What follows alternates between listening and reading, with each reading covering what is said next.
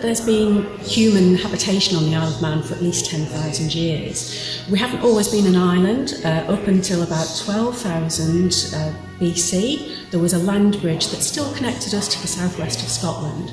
But after the sea inundated that land bridge, we were on our own, and we were on our own as an island.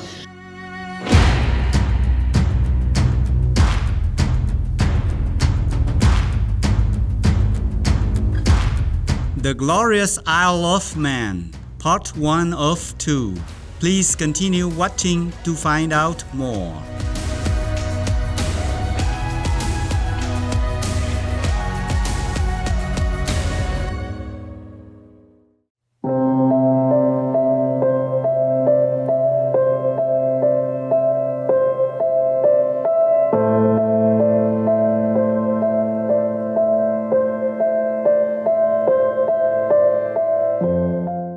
Don't be near a vegan. You'll be infected with a merciful spirit.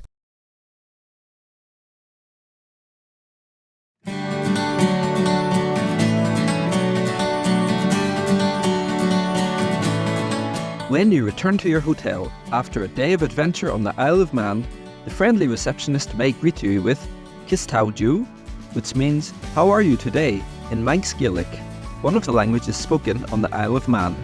I'm Craig. The generous citizens of the Isle of Man thank you for going all out to protect our planet and its inhabitants. May your kind nature inspire others to do the same. Welcome to today's show, The Glorious Isle of Man, Part 1 of 2. The most powerful daily prayer for any time and before meditation, which is the order from God, and Supreme Master Ching Hai shares with us by His blessed grace. We humbly worship, praise, thank, obey, and love God Almighty, the Most High, the greatest, for world vegan, world peace, and our soul liberation. We thank, love, praise the only Son of God, who is the ultimate Master for our salvation. We follow the teaching of all the saints and sages. We thank, love, and praise them, who are the representatives of God for our spiritual elevation.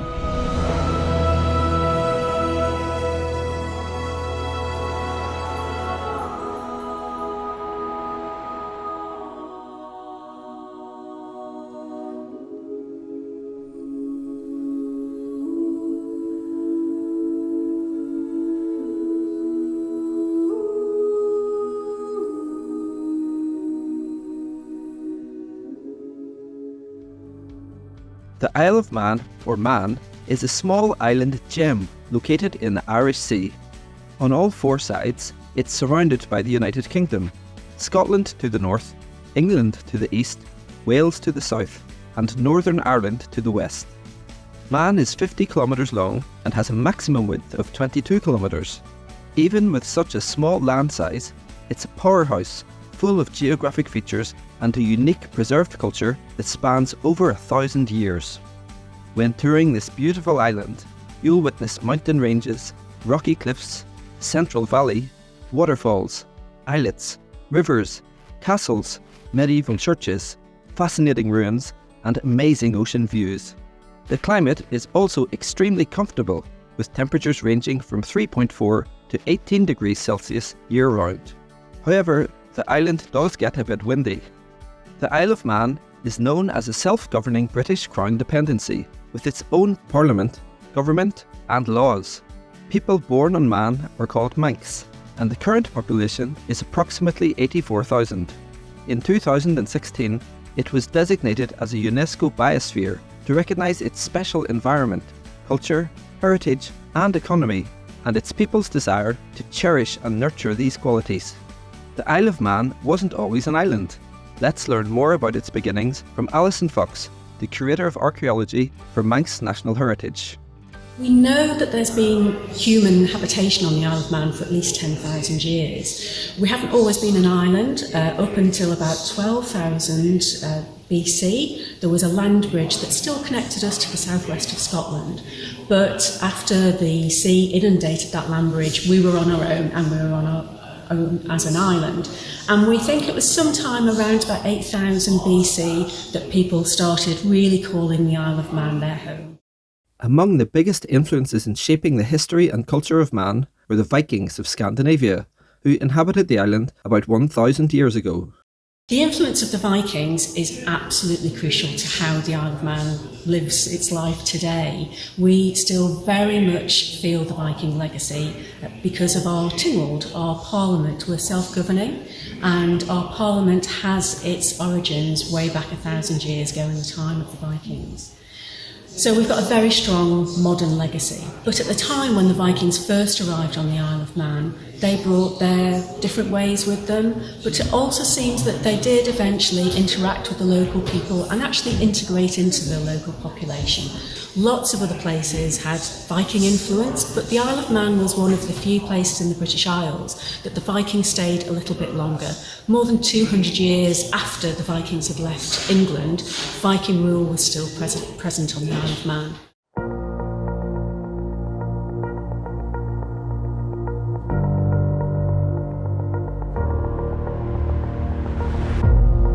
How to be looked up to. Be vegan, go green, make peace, do good deed.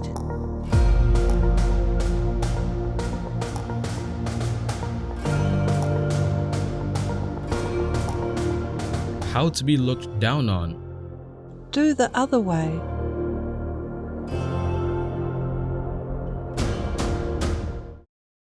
The legacy of the Vikings on the Isle of Man lives on through their governing body or parliament known as the Tynwald. The Tynwald is the oldest continuous parliament in the world, with origins in the late 9th century. Ms. Fox says more about its illustrious history. The Tynwald had a very important role in the Isle of Man's history and people's everyday lives, and it still does, and I think that's one of the crucial things about the Isle of Man. Tynwald was set in place by the Vikings. It started as a meeting place, a big market, a midsummer market for people to come and sell their produce and trade, but also to settle disputes as well and to perhaps pronounce new laws. During the 1400s, Tynwald continued, and it's just been through the support of the English Lords of Man that Tynwald has been able to carry on. And so from this Viking Age Parliament, really, we get the Parliament that we have today that still governs exactly what people can and can't do on the Isle of Man. So it's a real, live, living legacy. Thank you, Alison Fox, for sharing your fascinating insights into the foundations of Manx culture. Vegan. The smart one gets smarter. The healthy one gets healthier.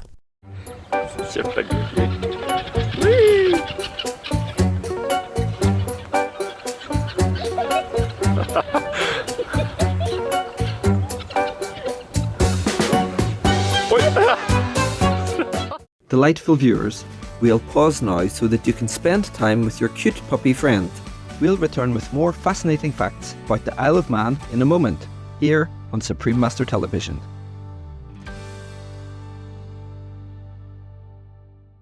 Welcome back to our show, The Glorious Isle of Man, Part 1 of 2, on Supreme Master Television.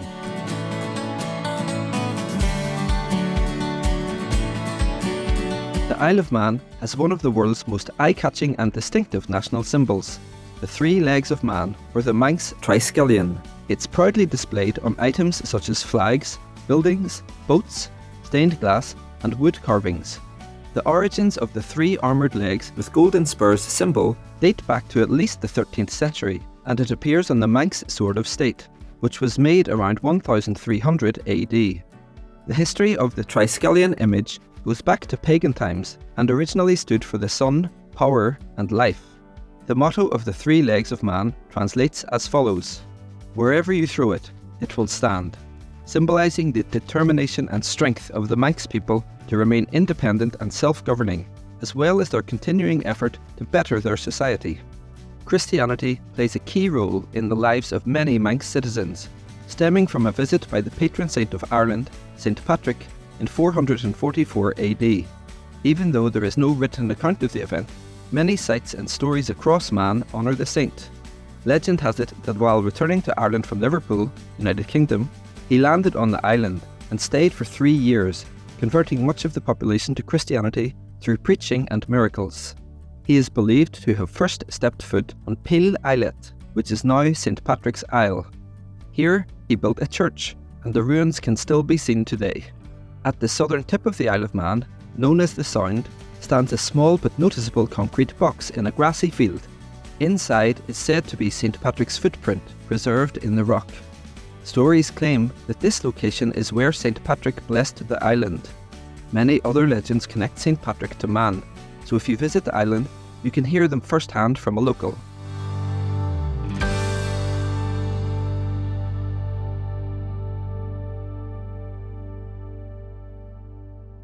If you want to impress Isle of Man citizens when visiting, learn a few words in the Manx language. I think the Manx language is going to be one of the most important things to the Isle of Manx identity going. Traces of the language date back to the 4th and 5th centuries AD, when Irish missionaries and merchants came to the island speaking Gaelic. However, Manx emerged as its own distinct language in the late 1200s, even though the last native Manx speaker, Ned Madrell, passed away in 1974. A movement exists to revive this rich cultural heritage. In 2001, a government-run Manx language primary school opened called Bunschool Gaelgach, which led to firmly establishing the preservation of Manx. Since 2011, it's been the only school in the world where children are taught lessons solely in Manx.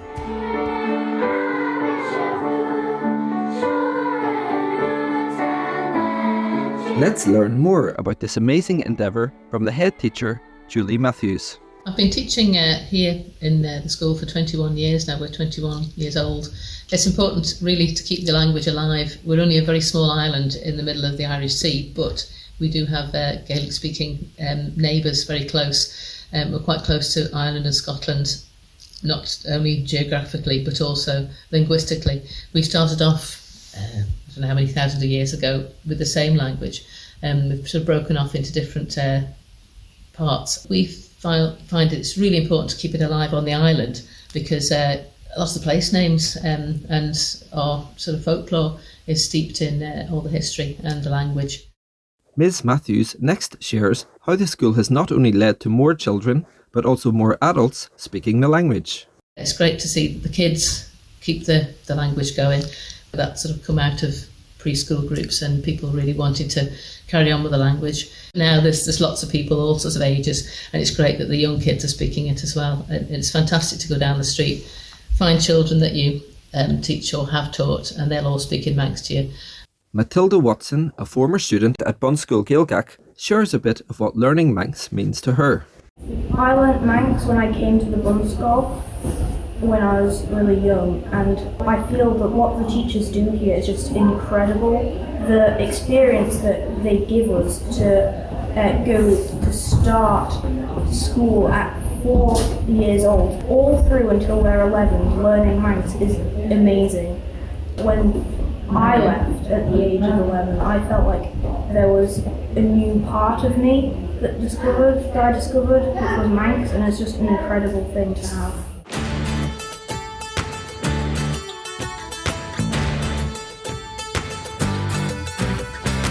Thank you, Julie Matthews, Matilda Watson, and the many others preserving the cultural tradition of the Manx language.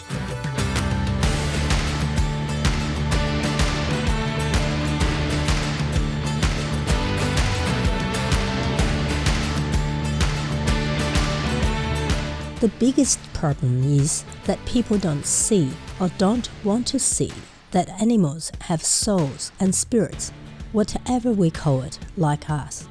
And they don't recognize it, or they don't have the faith to recognize that eating an animal or using an animal for food or entertainment or something like that is the same as using a human. Reverend Frank L. Hoffman, vegan. Then one day, Crack climbed down from the cage and we all just stopped. We kind of wanted to see what would happen. Milo was just so excited, wagging his tail. He followed Cracker around the living room, and then it just became this friendship. Now, Cracker screams whenever Milo leaves his sight because they just love being together. Milo tries to play and cuddle with Cracker, which seems like he's squashing him. And sometimes I'm like, should I stop him? But I look at Cracker and he just does not care. He'll go straight back.